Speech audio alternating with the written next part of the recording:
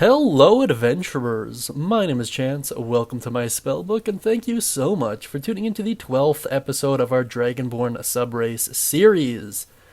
Hopefully, this is going to be the last of the Dragonborn subraces, at least for a little bit here, just so I can get caught up on everything else.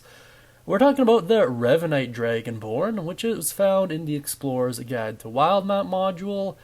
It's kind of cool. They got a little bit of a different backstory that balances out in a very interesting fashion with the Dragonblood Dragonborn. To make a long story really short, the Ravenites were essentially enslaved by the Dragonbloods, and they hold a long-standing grudge. The Dragonbloods, if you don't know what they are or how they operate mechanically, check out the previous video. The best way of doing this, you may ask? Well, just check out the playlist. It's the easiest way to do it. Up above, I'll have the Dragonborn playlist as well as the race playlist in general. We're going to be doing all of them relatively quickly here, so just buckle in and check on the playlist every once in a while so that you're current. In any case, let's now dive right into the Ravenite's mechanics here. Very similar to the Dragonblood Dragonborn, the Ravenite replaces the ability score increase and damage resistance that the original Dragonborn has. Make sure you check out the original Dragonborn video first so you kind of know what's going on with this one. So your ability score increase is +2 to strength and a +1 to constitution, which is just a wonderful combo if you're playing a strength-based character. Absolutely perfect. And then in addition to that, you gain dark vision up to 60 feet, which was highly requested for the Dragonborn to have, and there you go. And they also gain vengeful assault. Once per long or short rest, when you take damage from a creature in range of a weapon you are wielding, you can use your reaction to make an attack with that weapon against that creature. Very cool stuff. I actually really love this. It's essentially an attack of opportunity that isn't procced by someone moving out of that 5-foot radius from you. Another interesting thing to state is the way it's worded implies that it can be used with ranged weapons as well, so do bear that in mind. And in any case, it's just a good way to use a reaction, especially at those early levels.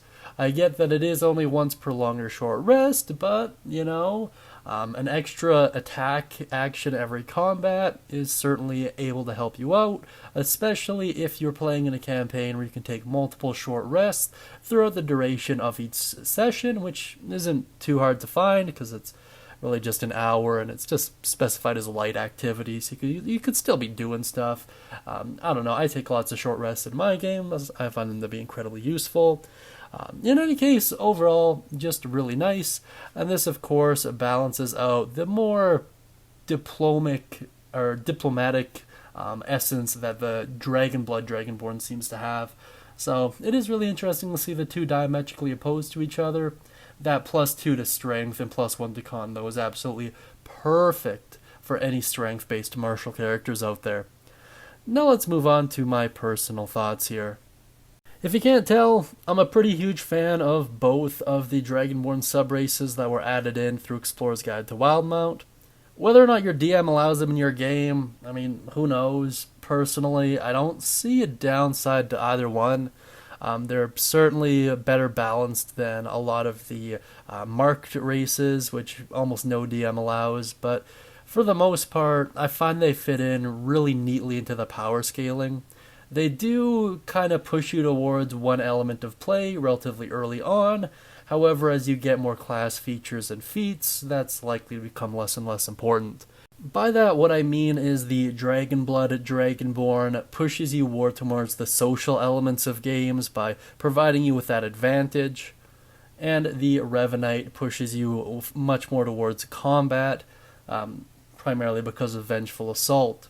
So, is it necessarily bad? It might be, depending on what your party comp is, but as you progress in level, as your proficiency bonus gets higher, as you gain more class features, as you pick up more feats, it's likely to become less and less important.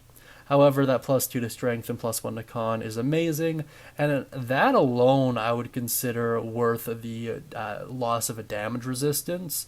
Vengeful Assault and Dark Vision is really just icing on the cake as far as I can tell. You still do get your breath weapon, by the way, so that's pretty neat. In any case, I like it. I think it's a nice build. Let me know what you think down beneath in the comment section.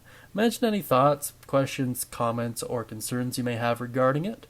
And if you'd like to get access to a free one-shot, use code WELCOME over at the guild hall to do that. And before I let you go, guys, please just check out the playlist. Just click on it if you haven't already. You can't really use this video on its own. Sadly, you do need to see that initial Dragonborn video to understand everything about the Dragonborn, so check that out at the very least. But I find it's always good to know what your options are, especially if you're kind of new to the game. You might find something that meets the vision you have a lot better, or maybe even something that'll give you another idea that was even better than your first. In any case, let me know all that good stuff down beneath. And of course, I hope you all have a wonderful day, and as always, happy adventuring.